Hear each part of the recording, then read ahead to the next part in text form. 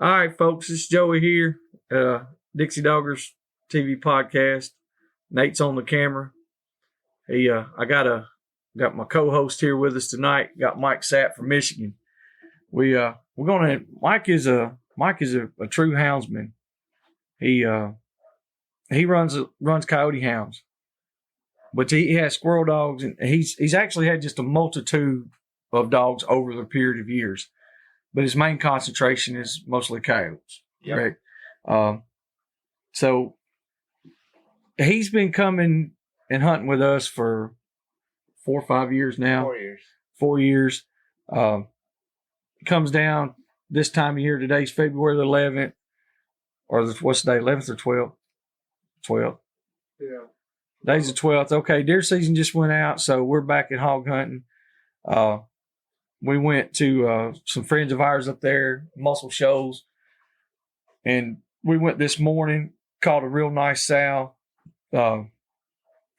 Timmy and Frankie Cunningham, Michael Foster, Grant Masterson, Ryan Smith, a whole multitude of guys were there. There was a few guys I'm sorry, guys, I just met you. I don't remember your names. I'm not trying to be that guy, but I'm trying my best to remember everybody's name. I hope everybody watches it.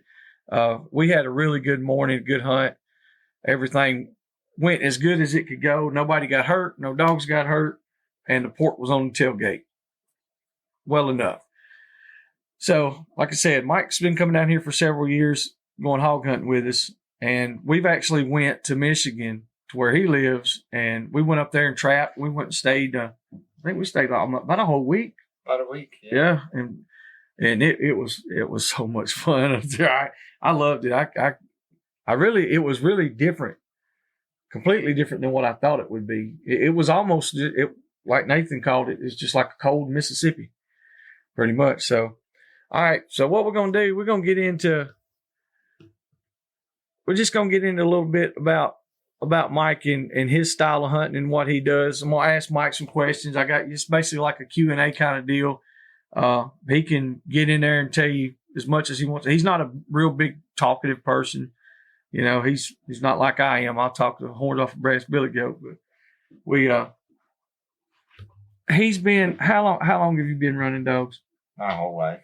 Your whole life? Yeah, my grandpa got me into it. That's how I was going to say who started you in it. Yeah.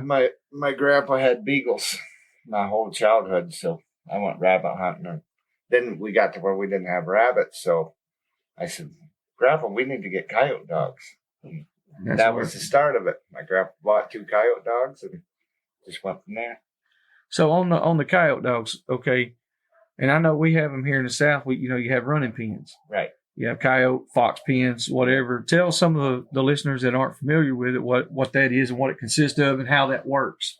It's they buy the coyotes licensed through the state, and it's got like electric wire around, so they're contained really so good. They're contained, and they just feed them, and the coyotes actually get to where they like to be run. After a while they get used to it, and it's actually like a big game. They do like competitions. Yep, they do fox hunters. They have the Michigan fox hunters, just like Kentucky has their fox hunting and everything. Same things, big competition. That's how I get all my dogs started. Just take them to the pen till they're running good, and then take them to the outside and turn them loose. Oh, I still haven't got to go to one of the pens. Now, when you go to one of the pens, how does that actually work? Do they just like turn all the dogs loose, like however many people bring the dogs? And well, a lot of times, most pens they do they have like classes? They have appointments. Like if you're training dogs, they have appointments where then it's just you. Some of the bigger ones, they allow more people, where there can be multiple people show up. You don't know if you're going to go there, it's going to be one person, or if there's going to be 6 guys. And however many dogs they have. The smaller pens, like I said, it's a appointment only, except for when they got a competition. Most of them allow a certain amount of dogs. Like smaller pens might be 40 dogs. Big pen, it might be, 70, 80 dogs. That's a lot of dogs. Yeah, they'll allow. And they just do like the first, second, third, fourth, and they score them. They got a score set for that. And at the end of the hunt, 5 hours or 4 hours or 3 hours, whatever it is, they just add up the points. And the dog with the most points is who wins by the crossings. What do you like? What kind of stuff do you win in them? Like you win money or trophies or trophies? It just all depends. It might have prizes. It depends on the hunt. Some are cash hunts, where they take so much of the money they get by however many people they allow dogs. And then pay a percentage back. A lot of the fox hunters tournaments are, you're going to get trophies and stuff like that because they use the money to fight for the rights and to help the dog people. See, I wish we could do that with the hogs. I mean, there's still some pens like Mississippi. There's some training pens that were grandfathered in and they're legal. And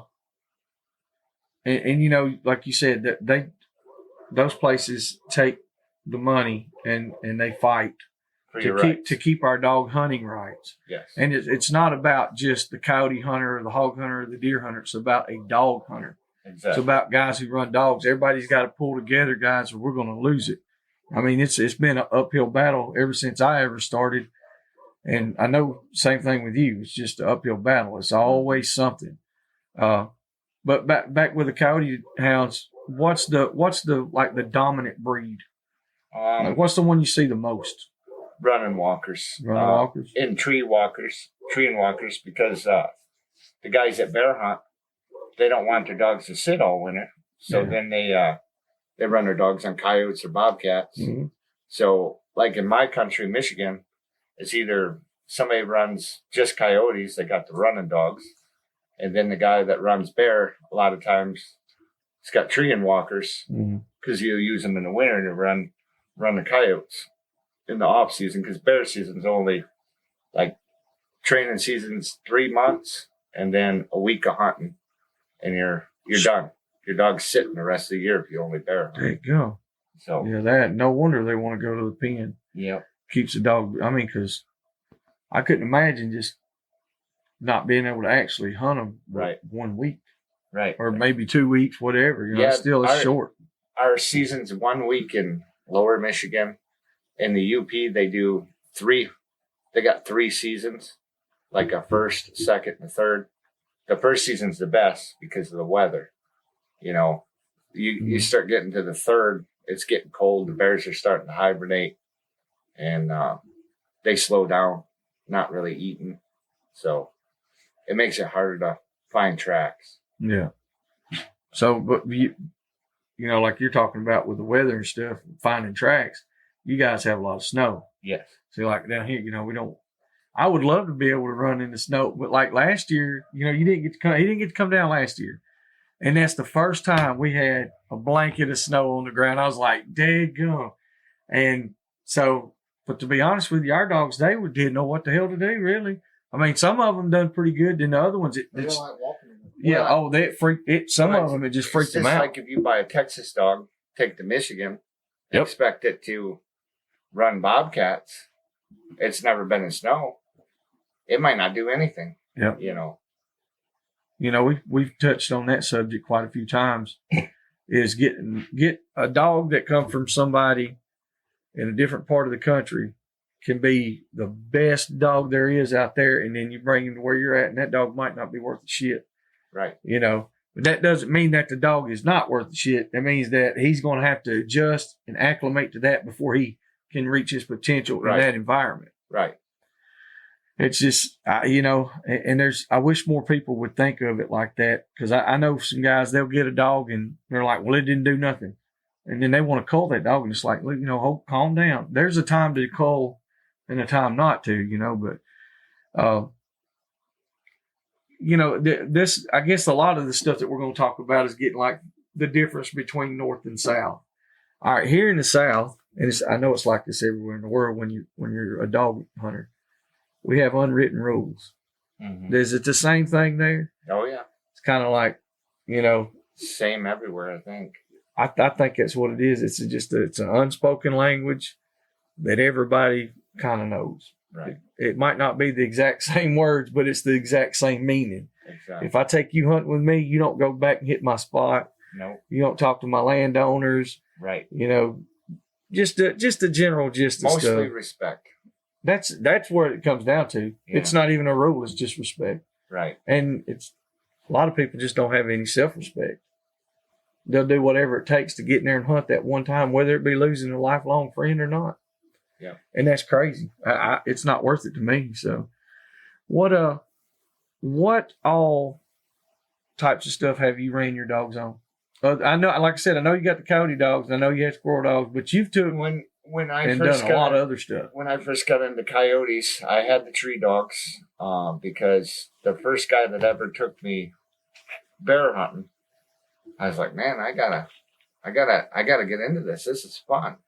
So originally, I got the tree dogs and run bear and coyotes with them, and then I just got to where I don't have the time to do both. I had to either pick be a coyote hunter or bear hunter with my job and the amount of time I had. So I can run a coyote out the back door.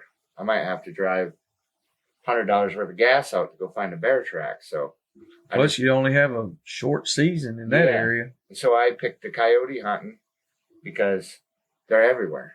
To me it just made more sense. And after I seen how the running dogs run, as far as speed, every day go over and over and over, I switched over to them and got rid of the bear hunting. So I just went straight to coyotes. Yeah, that's what worked for me. Now you went. What all kind of hunts have you been on? I've been on mountain lion. I've been to Montana, hog hunting. So you've done about everything you can do with dogs. Just about everything you can do for with the dogs. most part. Well, you had terriers. I had terriers for a pretty good while. You had some jags. Yep. And you caught all kinds of stuff. Pepper, she was held on wheels. She was a cool dog. How many states would you say that you've hunted in? Probably 6. That's pretty good. That's a pretty good amount, honestly. That's 'cause I think we've hit probably. Dogs, that's a lot. Yeah, with dogs. I was going to say I don't know if I think we've hit that many with dogs. Probably 4, 4 or 5. Well, myself, I've hunted more because when I was younger, Arkansas, Tennessee, Mississippi, Alabama, Georgia. For me, really. But Alabama, Mississippi. Well, we went to Michigan, but we didn't take our dogs. You had y'all's dogs up there. No. So I was going to say, so that's a pretty good amount, though. Honestly, that's a lot of. I've been all over hunting. It's just my thing.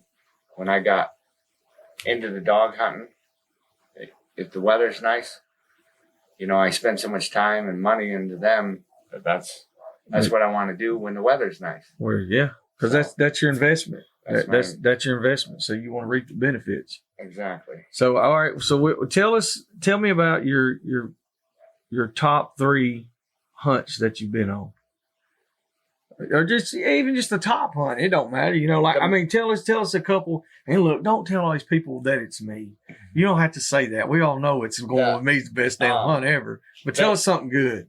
The mountain lion was a total different experience. Yeah, that's got to be going to Montana and all the mountains, and I've never hunted in the mountains, so it was definitely like to realize how good a shape you got to be in to climb a mountain. That's what everybody said. Up. And the air is different, so it's harder to breathe. And then the hogs, to me, there's just something about it that gets my adrenaline pumping. Yeah, you like the hog hunting, don't you? Oh, I love it. It's out of all the dog hunting, as far as like tree and bears and that, I didn't get as much rush out of it as I do hearing that pig squeal or grunt, it's a big one. Yeah, you know, or especially when they don't squeal, when they just go in there and it's just, you're like, oh shit. You know, it's to me, it just gets my adrenaline pumping. Everybody's different, but hog hunting. I've never met anybody that went hog hunting that didn't like it. It's one of my top things that I like. If I lived somewhere where there was pigs, I wouldn't just have coyote dogs, that's for sure. Which you've brought, I mean, like literally, you brought your dogs down and put them out there. Like Pepper's hunted with us. Savage, he really took into it. Oh, pretty he quick. loved them. Yeah, I stopped by. Old black and tan. Yeah. He I was a by good buddy looking and I dog. couldn't figure out why my dog kept barking. And he kept sticking his nose in the air and winding something. I'm like, man, my dog's winding something. And he's like, you had him down at Joey's pig hunting, didn't you? He says, I got a little pig up on the hill. It's a mini pig. Yeah. I said, well, no wonder he's going nuts. That's what he was doing. Yeah. He was ready to get him some little pork chops. You know, they just, he liked it too. Yeah. So that's, so the mountain lion hunting, the hog hunting, and the bear hunting. Yeah. Of course, you know, like you said, I'm one of those guys. I haven't got to do nothing but the hog hunting. You know, I mean, small game stuff and deer and stuff myself, but I really want to do the bear hunt with dogs. But then again, it's like, I got to do one or the other. I got to take it one at a time. Right. But I want to do a mountain lion hunt too. And I don't know which one to even do first. I guess whichever one I can afford and whichever one I can get. You can always come up in the summer. I got a bunch of buddies that bear hunt. They'll take you and show you a bear in a tree. That's the thing. It ain't even about knocking one out. Right. I just want to watch the dogs work, the whole scenario, because to me, and the people, please don't take it the wrong way and give me a bunch of shit about it or whatever. But once it's up the tree and it's sitting there, the job's done. Yeah. It's done. Your dog has done all it can do. You know, then it's on you and whether or not you want to finish it off. Right. And a lot of times, you know, it's not about the thrill kill. That's not true. It's about watching that dog. And watching the dog work and doing its job. Especially if it's, you know, like if there's a guy that lives in North Alabama, his name is Greg Dotson. I've talked with Greg for quite a few years and stuff. I got a lot of, you know, we've never really hunted together or anything a whole lot, but I got a lot of respect for him because, like, he takes his hog dogs, he goes bear hunting. He takes his dogs and gets them in that race. You know, Jason Sowell, same way. And they take those bear dogs, like they got in with some bear hunters, and they get some of those bear dogs. And now I don't know Greg's whole story on it, but I know a lot about Jason's. Jason, he's got a lot of them plots from bear country, and they make some good hog dogs. We seen that today with a bear dog. I got a bear dog, and that dog pretty much run mostly bear all its life. And we put him on a pig today. Like he's done that, which he has been on a couple, you know, before, but it's pretty much the same deal, you know. But like I said, it's about treeing that animal or baying it or whatever for me, watching that dog and stuff. So yeah, if you can get me hooked up with some guys just that we can just go look at a bear, that's good enough for me. You come up after July, they'll take you in.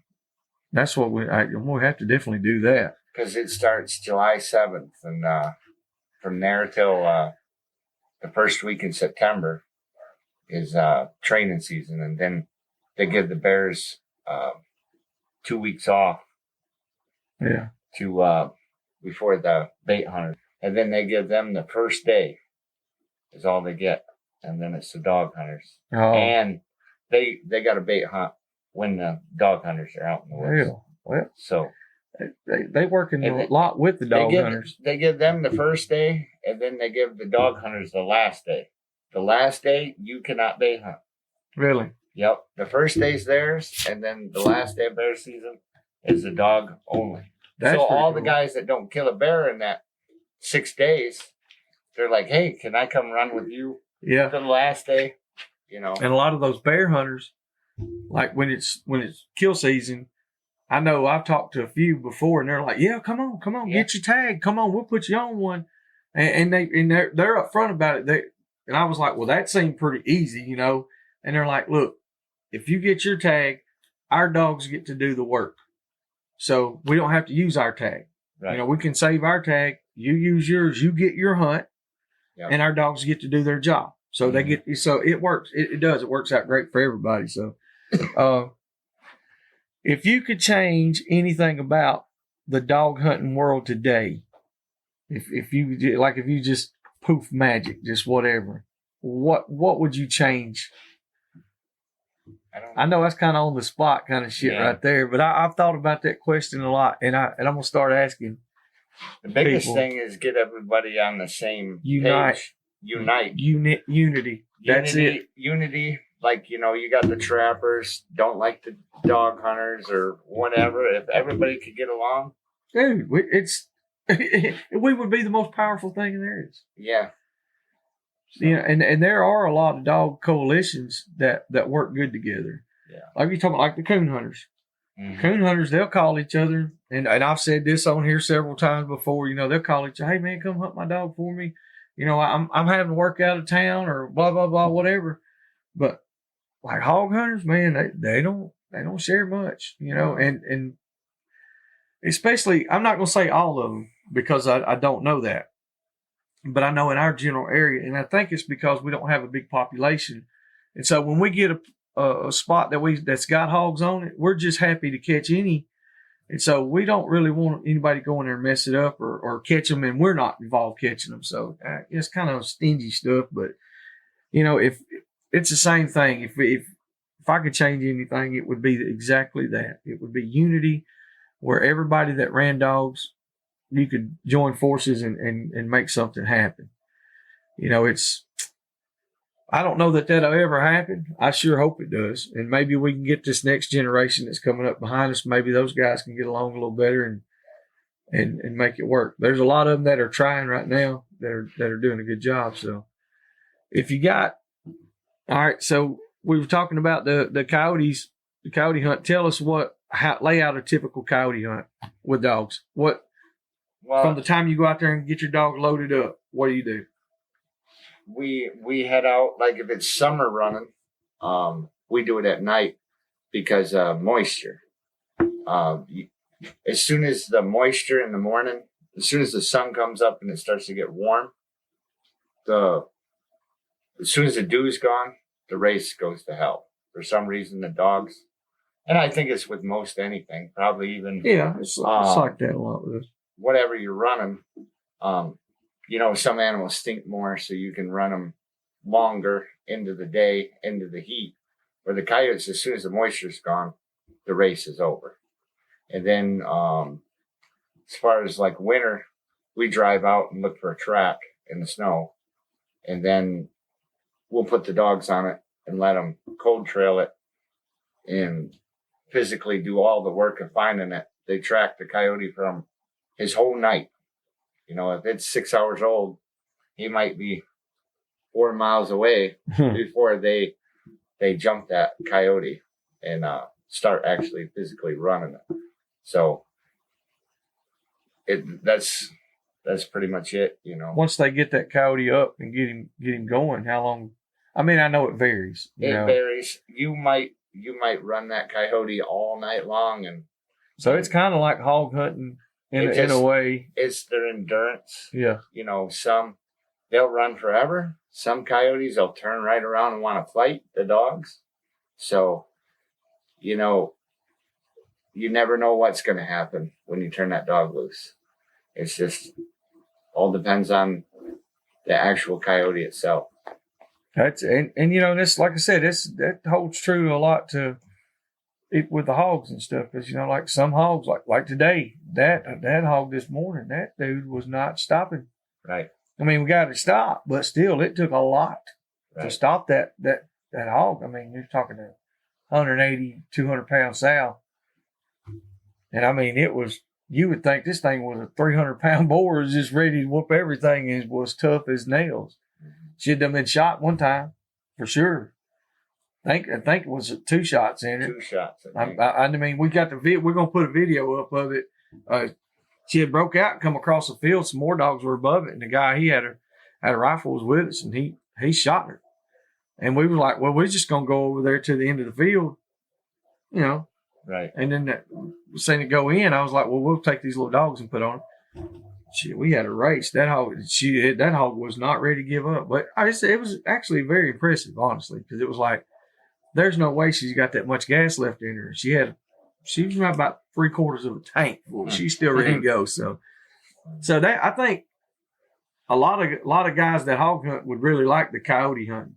I really, and I know that doing it here in the Southeast, it would be a lot harder because it's the heat and dry, you know. So, but you guys will probably have dogs that could run on that because that's what they're used to being. I was going to say that's what I run on every day. Like different, it might be the same breed of dog, but dogs from here, it takes a different caliber to be able to do that. Mm-hmm. You know, than it does Michigan. That's like, but for instance, like the dogs that do real good here, they might not do worth a shit in Michigan. Yep. Take them up there and you'd be like, I Michigan might not do nothing here. Exactly. You'd be like, I got the best dogs, and well, bring them here, and they bring them up there, and then they don't want to do nothing. That's what we were talking about a while ago. You know, the whole terrain and just moving them from one place to the other thing. All right, now when y'all are running coyotes, you guys have a big ass issue up there called a porcupine. Yes. All right, here we have armadillos that get in our way sometimes, and a lot of guys, you know, they don't want a dog touching armadillo. Nobody really wants, but nobody wants to be digging the hole, as Uncle Pat said, busting holes. But I don't like to brag, but I do probably have the best armadillo dogs that's ever set foot on the dirt. Mm-hmm. They catch a hog every now and then, but I guarantee we can catch armadillo. Grant Masterson thinks he's got a good armadillo dog, but he's full of shit. It's okay, but it ain't the same caliber as what I got. Mm-hmm. Rodney Bell, his dog might be he might have one or two that's up there pretty close, but I think what we're gonna do is put up like a $500 prize and just have a damn armadillo hunt. Mm-hmm. You know, see how that would work. See, I think I'd have the best. How do you deal with them damn porcupines, Mike? Well, the best thing that I've found is when you're running pups, like when you're training your pups, I found it's best if you only have one out at a time when you're trying to get the coyote going before it's jumped. For the simple fact, when you're driving down the road, all of a sudden there'll be a porcupine in front of your dog. Mm-hmm. So if he goes up there by himself and gets whacked by the quills when they hit him, a lot of times he'll leave and be like, what the hell? Whereas if you got 2 puppies out there, they're going to go after it. Then they're going to start a little backup courage. And then if they get to where they're bayonet and stuff, you're probably going to have issues forever. That's why we always have like a lead dog. They're hard to break. So that puppy have courage. Yeah, so that's why I usually run one puppy loose while like I'm running at night in the summer, because that's when the porkies are walking the road. It's just so when they get hit by the porcupine, a lot of times they're like, that old dog didn't come with me. Yeah. I ain't doing that again. Yeah, they're like, that's good. You know, and I've seen videos and pictures and Facebook posts and shit like that of guys we know that have, and it's not just terriers or something, but some of them damn dogs will not quit. They won't. Yeah. They will keep up. They'll have quills. And we came up. You know, we killed a porcupine. That's what I wanted. I was like, I want to get a porcupine, and so I picked that thing up, and I got one of them quills in my hand, and it just like kept getting deeper. I was like, holy shit! I said, it won't come out, and it's like and if a dog runs up there and that thing smacks it and it gets them all stuck in his face. To me, it seems like one time that would be enough. But some dogs, some dogs, it makes them so mad that that's all they want to do. They'll actually quit hunting the other game and strictly want to just go after porkies. It's a vendetta. It's a vendetta with some dogs. But I found it's better if you run one puppy to teach him how to road and everything, if you just do it one at a time. Because a lot of times if he goes up there and gets hit by a porcupine and he looks at them older dogs are like, no, I ain't going down that road. And they just keep going. Then he's like, yeah, he's like, you ain't messing with that. I ain't messing with that. If they're not, I'm not. That's no fun. So, well, I mean, it makes a lot of sense. Like that's which we don't have to deal with porcupines, but we do a lot of our stuff, you know. And I know a lot of guys do. They'll take an old dog, a lead dog. Yep. Or especially if you get one that's done got a lot older and it's slowing down, and put your pups with it, and it'll kind of show it the ropes. And then, but you don't want to do it all the time because then it depends on it, you know. Right. Where you live at, you got to deal with a lot of harsh weather. Weather's a whole different deal there. Where it's at, the temperature, snow, the wind. I mean, when you're out there and it's already below zero, and then you got a 20-mile-an-hour wind. Yeah. What kind of setups do you have for your dog housing, your kennels, stuff like that? What do you got? What's a common thing where you live at? We just have good insulated coops. The main thing is just keeping them dry, dry place for them to sleep. And I prefer straw. That's all we use now. Bed them up with straw. And then some guys they don't like the straw. They use wood chips. Mm-hmm. Me, I prefer that the straw is warmer. You got to change it more though, because straw get wet. If you're not changing it like once or twice a week, because them dogs going in and out, getting in the snow, coming in, and it melting. We change ours about every 2 weeks unless it rains. Yep. Yeah. But ours are going out in the snow and coming right back in, so they're tracking that water in. So you gotta, change it more often with the snow. When it's like that, what kind of feeding program that you got going? Do you use supplements or? Me personally, I just feed the same feed all year. I just my thing is in the winter give them more because if that dog's shaking or cold, they burn a lot of calories just laying there. Where in the summer I just feed them less of the same feed, and my dogs do fine. I think I like that way of doing it better. Where some people they feed a cheaper feed in the summer, and I just never had luck with it. Me, I personally just feed the same feed. I just feed more in the winter and less in the summer. I don't know. I guess it was probably about 8 or 10 years ago. I done that. I was like, during the summer, I was like, well, I don't have to feed as good a feed, and they did fine, for the most part. And then it was like, after a period of time, you could tell the difference. So that's what we do. Same feed all year round, just more of it when they need it. But we do supplement some stuff like we'll make a warm soup for them. If you're running hard, of course, you got to. We hunt during the summer, so a lot of times we're feeding just as much during the summer as we are the winter. Yeah, right. And then during the winter when we hunt them, we're feeding the shit out of them. Right. Yeah, like on your hounds, how much do you normally feed them? It's usually normally it's a scooper I get. It's like 1 ounce of feed or whatever it says. Which is a couple cups of food. Yeah. In the summer they'll get that, and then I double it in the winter, just because of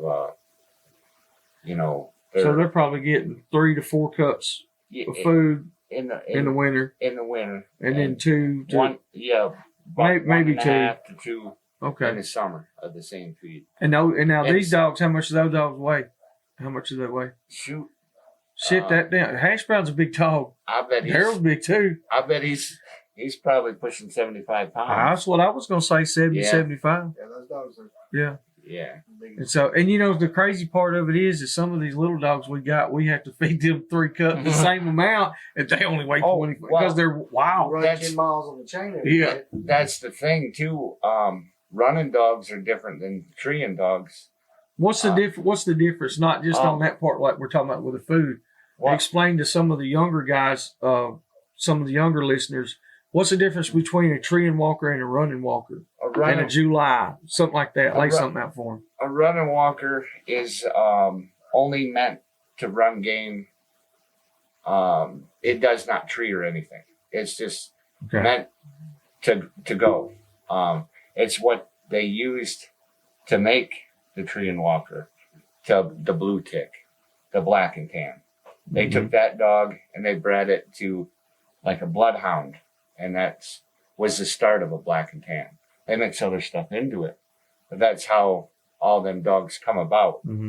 Where a tree hound is there, you got to feed them probably about 5 cups of feed to compared to a running walker. You know, I've noticed a lot of treeing walkers are typically slimmer framed, like they're more finicky on weight. It's kind of weird because you think treeing. You mentioned that, I've noticed that every running walker I've ever seen from you or Foxman, they're usually fat, but like you go to a bay pen, anybody that has walkers, they're usually going to be on the leaner side of a dog. Yeah, and you got to feed them a lot more feed, a treeing walker, a blue tick, than you do a running walker. Really? That's just what I said. It seems different because you think metabolism or whatever. You think one that's running would use more, but it's not. It's the treeing dog. Like I said, the treeing dog is, like you said, probably a higher metabolism. Yeah. So I don't know all that stuff. That's why I try to educate myself, try to educate others as well by people like yourself who know more about that certain breed. Like a treeing walker, a blue tick, they're actually bred to run game to a tree, like for coon, and that's why they work so good on bears and bobcats and everything. But their bodies aren't built the same as a running walker. They break down faster because they're made to go so far in tree, where the running dog is made to just go and go and go and go. So you can hunt him today, tomorrow, and he's not going to be as sore as the treeing walkers. The second day, a lot of times, just the second day. Some of them, there's dogs, there's treeing walkers you can run for a week straight. It depends a lot on the dog, but for the most part, you run them one day, you're going to have to rest them 2 days. You know, where you can take the running dog every single day for quite a while before he's going to break down. Really?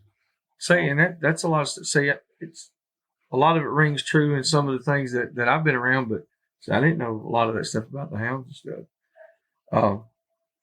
Going into on the same thing about the running walker, tree walker, like bloodlines. What kind of bloodlines?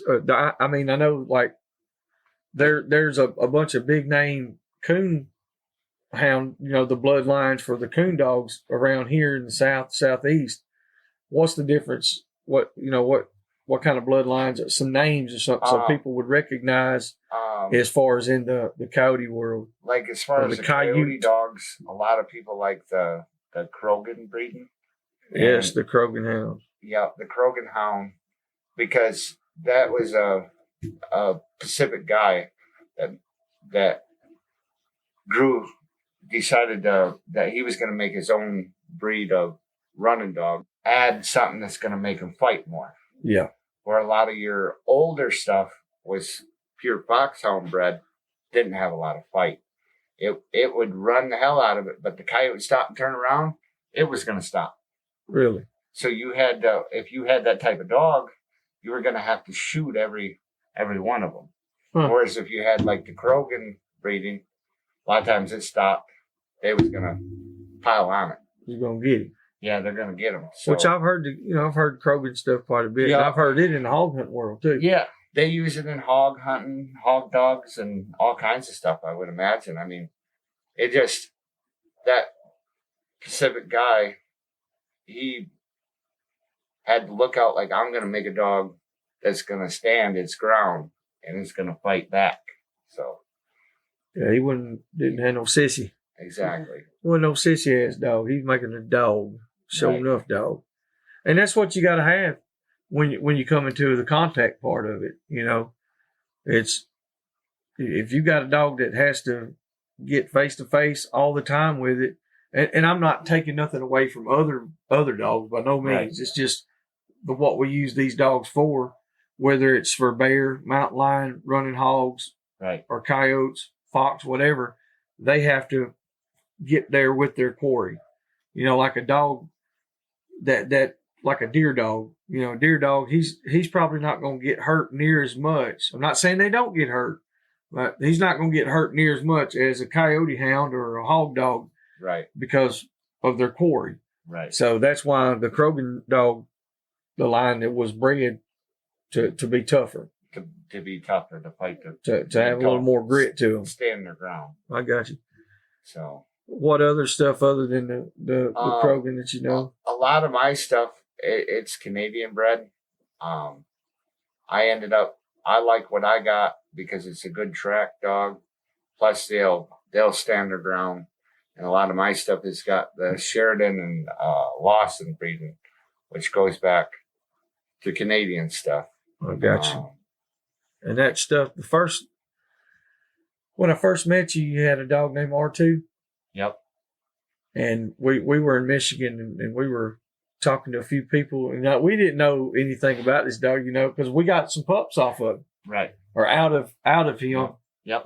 Corey gave us a pup. Then we got one from you, and I think Jason gave us one too. We got loaded down with pups, man.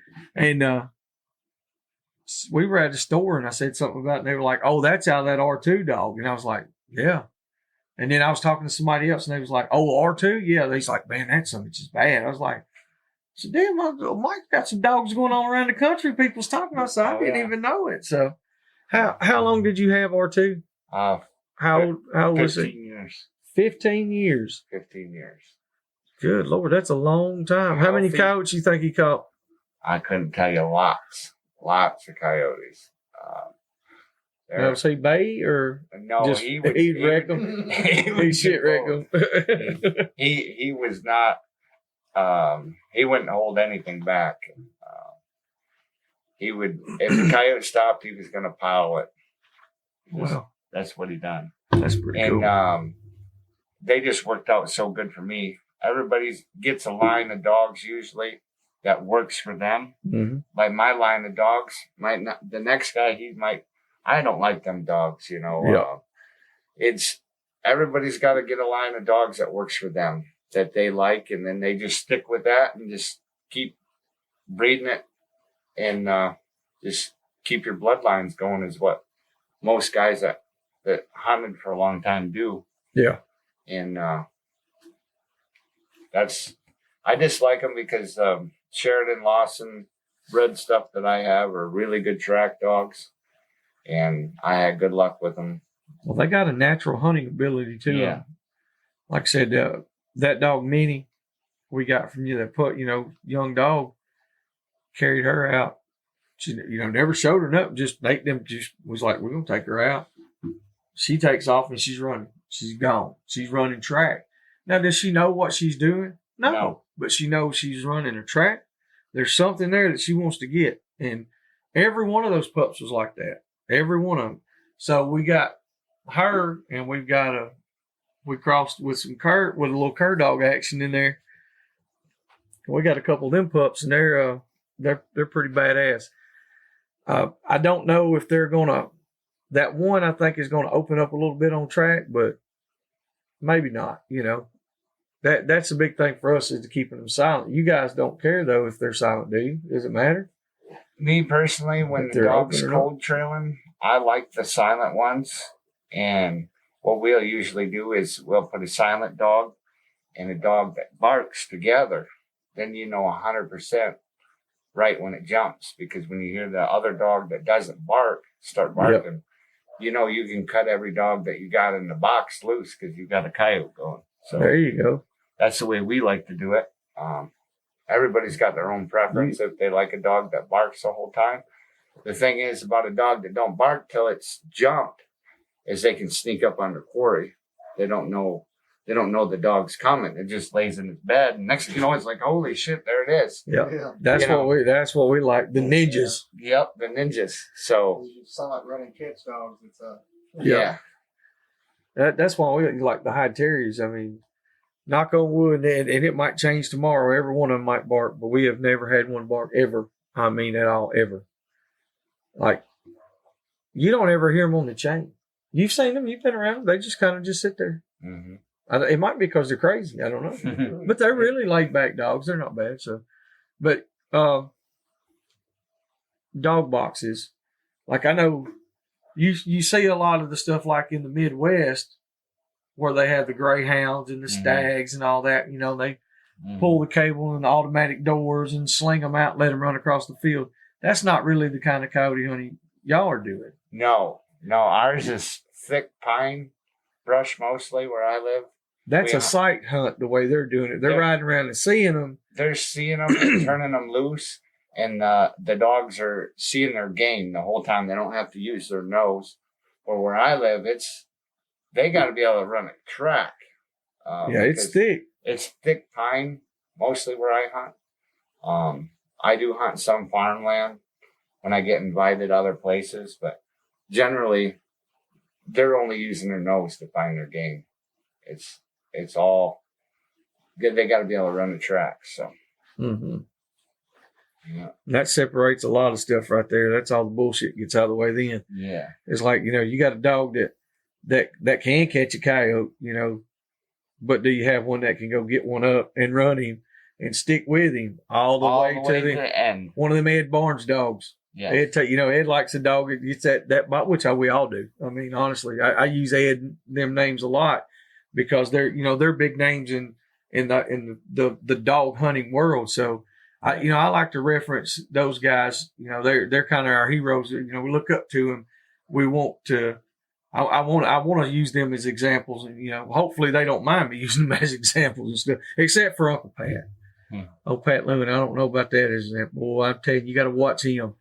Old Brindle Dog Mafia guy there, you got to watch him. If you mess around with him, you might get a good dog. I'm telling you. Give you a dog. Yeah. Don't talk about how you want one. Yeah, Nathan's got one out there, and that little jip right there is coming home pretty good. Yeah. Any different things on the tracking systems? I mean, I know y'all need like bigger antennas.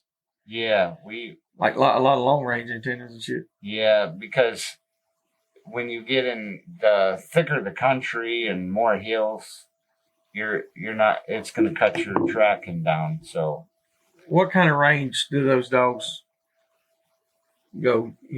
Like when you cut them loose, it just depends. Depends on where the coyote's at. Like a lot of times the winter we're running on the snow, the coyote will travel breeding female. Sometimes he might be 10 miles away from home. So you get a dog on that coyote, he's heading home. If home's 10 miles away, he's going to straight line all the way 10 home. miles. He's going 10 miles in a straight line till he gets to where he's comfortable. Where he lives, and he knows where every hiding spot is, every culvert tube, where he can go get into. So that's the difference from one area to another.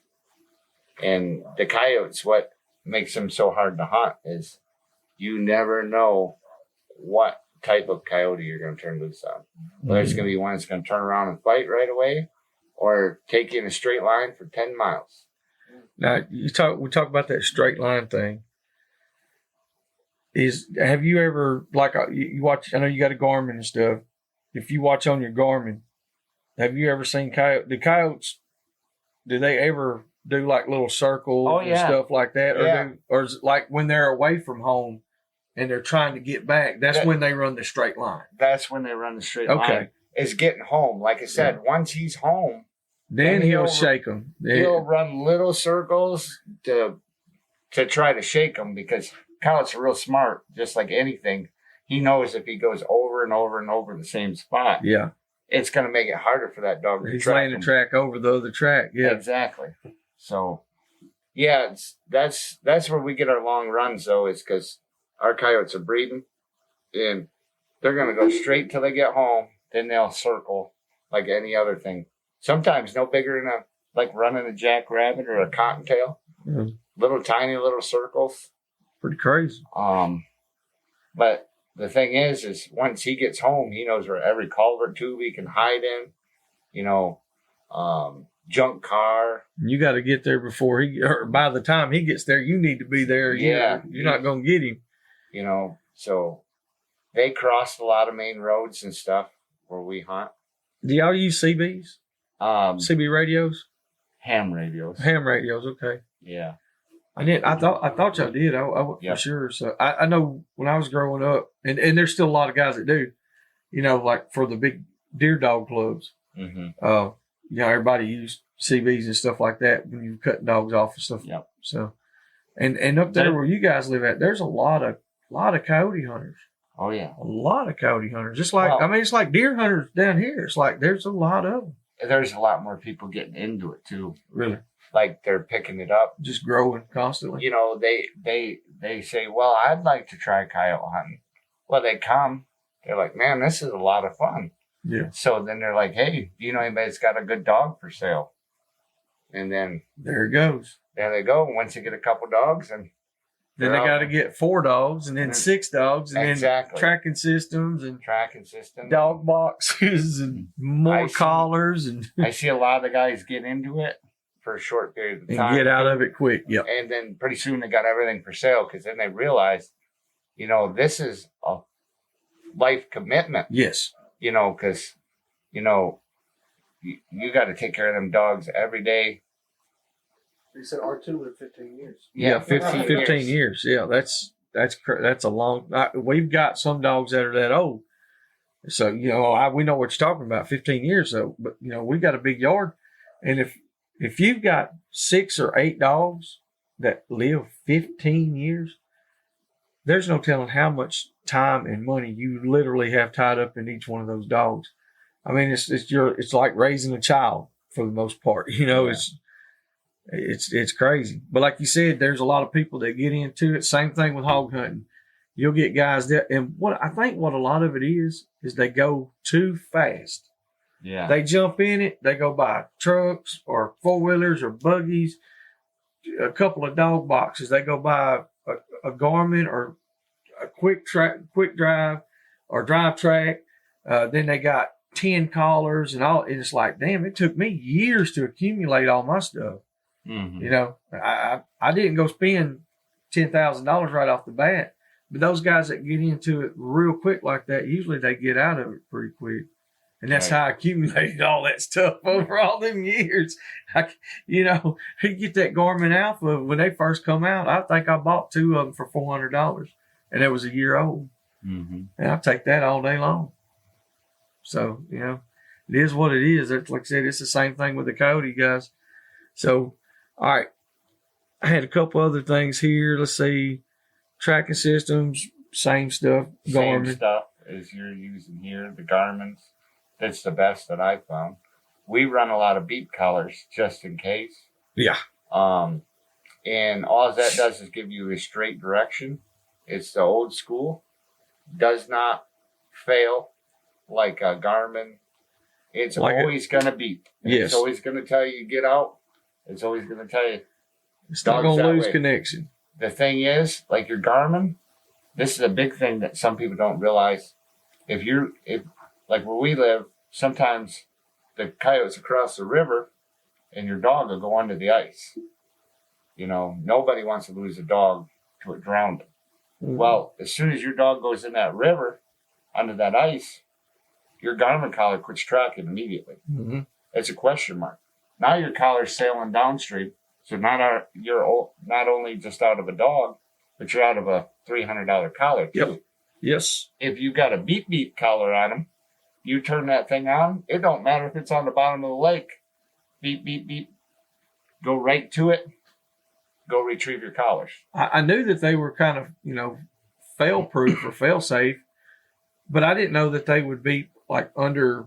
Oh yeah. Under surface. Under surface doesn't matter. Like where we hunt at, like where we're going to go in the morning, there's a lot of bluffs and caves. Yeah, you lose it. We lose it all. Like there's been plenty of times the dogs they took off and you could hear the dogs just like they sound like they were 500 yards away, and I'm like, they're right here under us.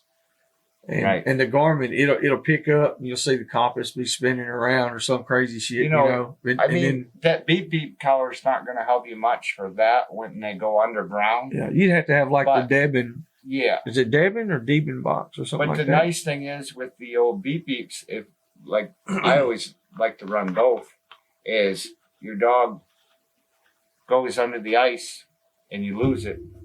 If you don't have that on, it's floating downstream. Yep. It's $300 to go replace it. If you're running the beep beep on them, you can go right downstream to where your collar is. Just keep turning that thing down. Yep. And go right up to them. So I got where I was pretty good with it. At quick track for a while. I could be like, he's about 25 yards or 125 or two. I'd have the kids take a collar when I first got it. I was like, I'd have Nathan, they might be like, okay, you go 100 yards. Luke, you go 150. Kimbo, you go 250. And I would watch the meter and listen to it. So yeah, I got really good too. I mean, that was all we had when I started. Yeah. And I could go. It's because you're old as hell. Fine. Well, not as old as you. Never mind, guys. Never mind. You see how you just shut that shit down. But so anyways. Anyways, go ahead. When we just had that for equipment, I mean, we got really good at it, and we were happy. You get one of these Garmins, and one day your shit's not working, and you only got that beep beep. You're mad as hell. Yep.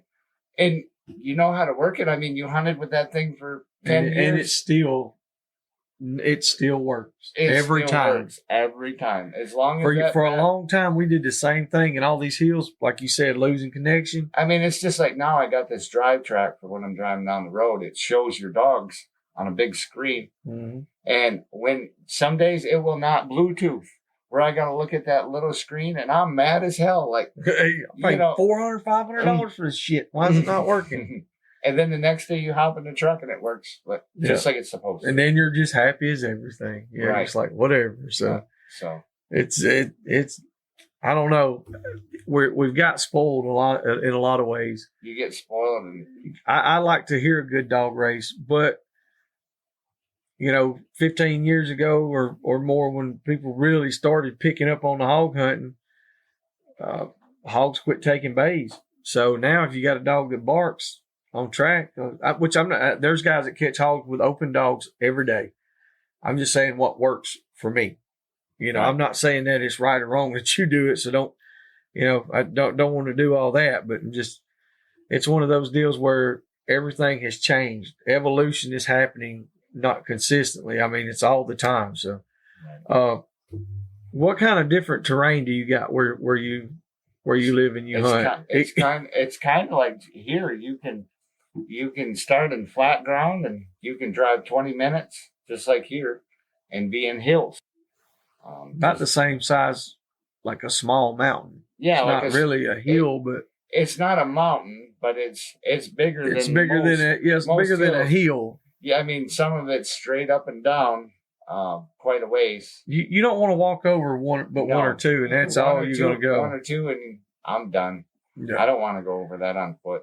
Yeah, hell that. I try to stay away from them hills. Yeah.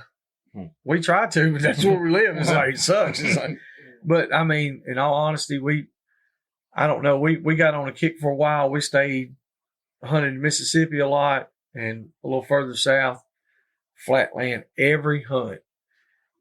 And we were catching hogs. I mean, we were catching hogs, but we were not catching the caliber. The real, the 250 plus consistently. I mean, and just mean, rank ass, badass boars. We started going back to the hills, but you pay the cost to do that though. You got to pay to play with that. You pay with your dogs if you ain't careful. Terrain. Like we came up there and there was fields, Amish country. Yep. And fields were just as flat as far as you could see. And then, like you said, we drove right outside of Rose City, went to, what was that Huron National Forest? Huron National Forest. Yeah. And then it started getting some hills, and then it was bad. Then it was like, oh man, now we're in mountains. Yeah, it's like I don't want to run any coyotes up here. So, and let's see what else I got down. All right, how do you feel about these new cellular game cameras? Game changer. Yes. I just got one myself, and now it's like a video game. I'm constantly looking to see what's coming in. You know. You ever wake up in the middle of the night and look at it? Absolutely. I roll over at 1 o'clock. I didn't go to bed till 1:30 or 2 o'clock this morning. I was still looking at it. I was like, damn, deer season's over with. I'm looking at deer.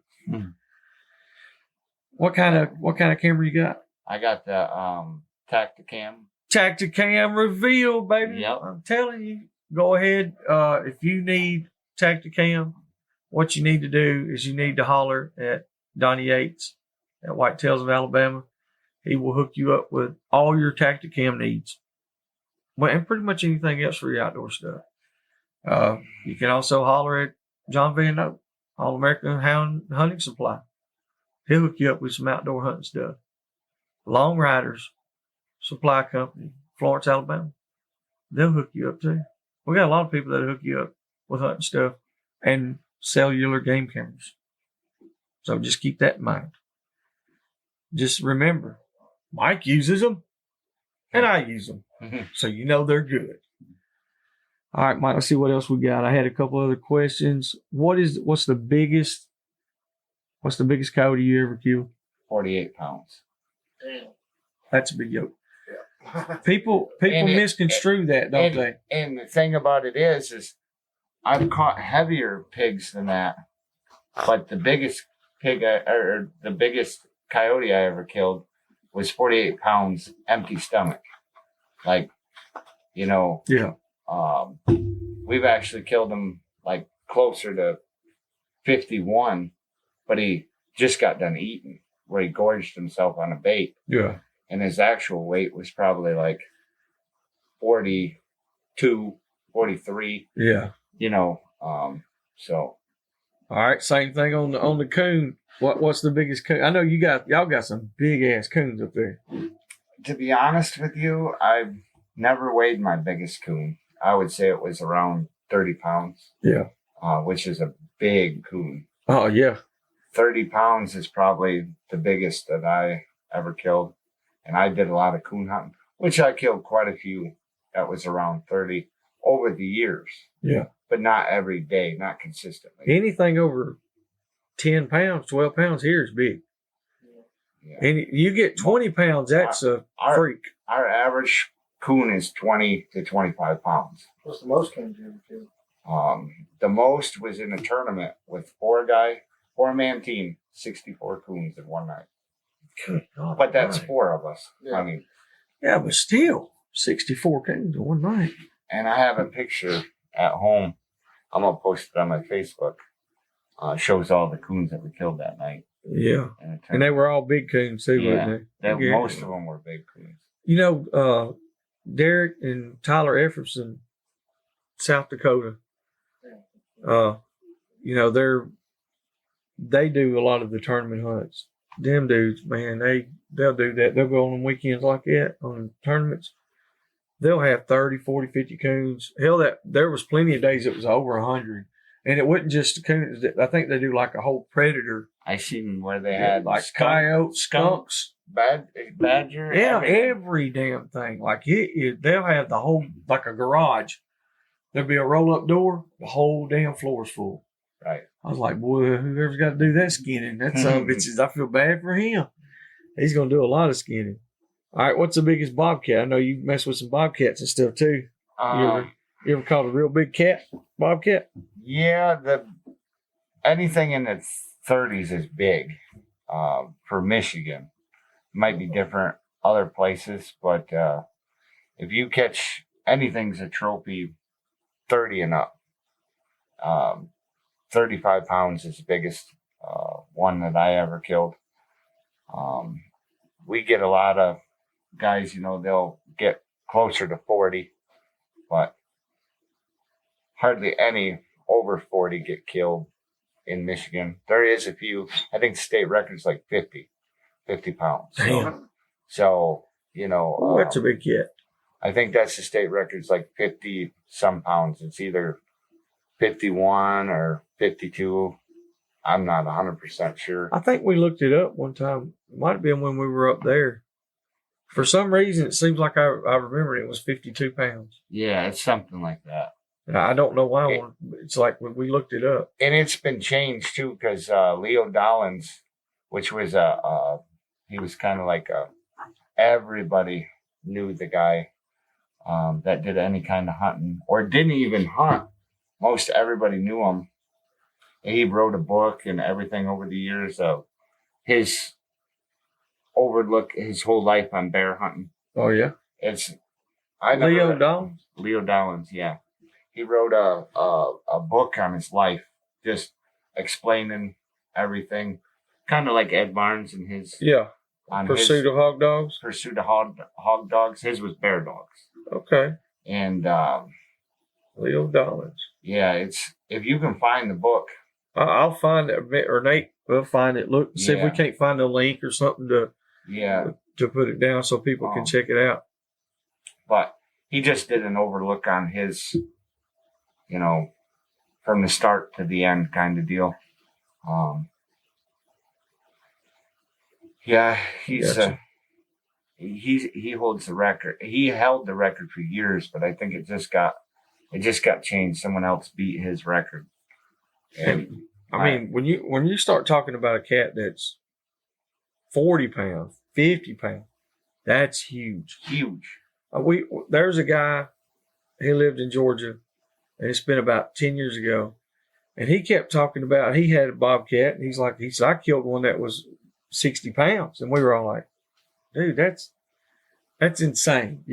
Ain't no way. He's like, it's in the freezer. It's still in the freezer.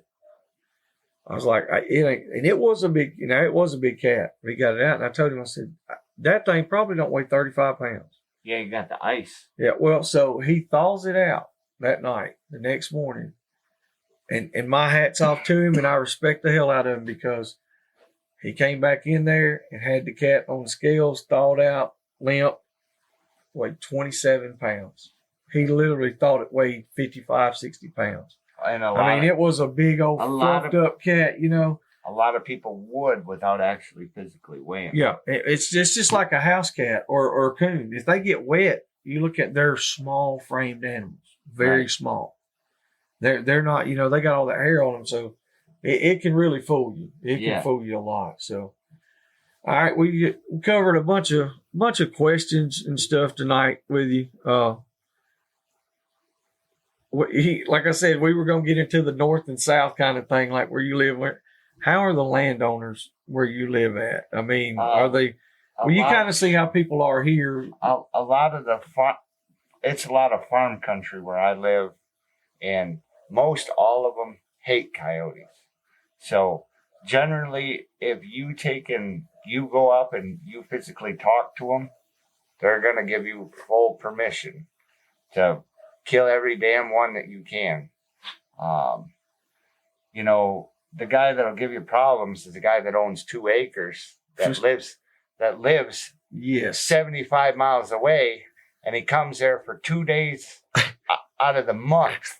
But by God, if you run that coyote 2 days out of the month when he's there, he is gonna burn your ass for being there. Yeah, you're exactly right. Because the guy that owns the 10,000 acres, he's like, "Look, guys, y'all have it. Get at it. Kill them all." And then the one that I here it's more along the lines of the guy that does not have any land. Right. His grandpa owns a 1/4 acre lot in Jasper, and he's pissed off because you're hunting in Oakman. It's like, well, y'all's dogs came across my property. I think, like, Jesus Christ, no, we're trying to help each other here. Right. So I was just curious of the property owners. Most of them are pretty good where we live, as long as they know what you're doing. Mm-hmm. If you just was to go out there and not ask, sure, I'd be mad if you just went across my property, and didn't tell me what you were doing, or I didn't have no idea. But what's the trespassing laws like where you're at? They're pretty strict. The way it works up there is if say you have to start where you have permission, or on state land or federal land, whatever. Now, you have the right to retrieve your dogs as long as you don't have a firearm with you. Mm-hmm. You can go get your dogs. Now, if that landowner has warned you, I don't want you here, don't come back, and you come back, the only way that you can get your dog is you have to call the game warden. He will come out there and he will physically go out there with you to go retrieve your dog. So, they're not very happy when they got to do that over and over and over again either. I imagine not. It's like they want you to learn your lesson. Yes. So, we try to stay where we have permission, but some coyotes, they end up 10 miles from where we end up dropping the dogs too. So, well, our dogs can't read. Exactly. And they're just following that coyote. And I try to tell the people, but once in a while, you're always running that guy. You can't reason with him. Like you said, he's going to be mad regardless. So like I said, it's pretty laid back here. Now, I think if a guy had some coyote hounds and he knocked on a few doors here, I think he could probably get about all the land that he wanted. Mm-hmm. Because they're, number one, I don't know anybody that runs any coyote hounds anymore. Anthony and them used to. I think it was his dad and grandfather. They did. Years ago, they lived down there toward Barry. They had a bunch of Julys. I take that back. I think they ran mostly fox. And so if you had some, you kind of got the market cornered. You could talk to anybody. And honestly, you wouldn't be bothering anybody if you're the only one that's doing it. See, that's the way it was when I first started hog hunting. We would knock on somebody's door. They didn't even know they had a hog. We seen hogs or whatever. We got permission all the time. But now it's and I'm not mad about it at all because I'm glad to see it's growing. But now, if you knock on a door, chances are you're probably the fifth or sixth person that's already knocked on it trying to get permission. Mm-hmm. Which, like I said, I ain't mad at him. Hey, closed mouth don't get fed. You got to ask to do it. As long as you ain't trying to take somebody else's property from them, I'm all for it. So right. But as far as with the landowner stuff, y'all guys, you got to be careful and know all your state laws and regulations where you live at.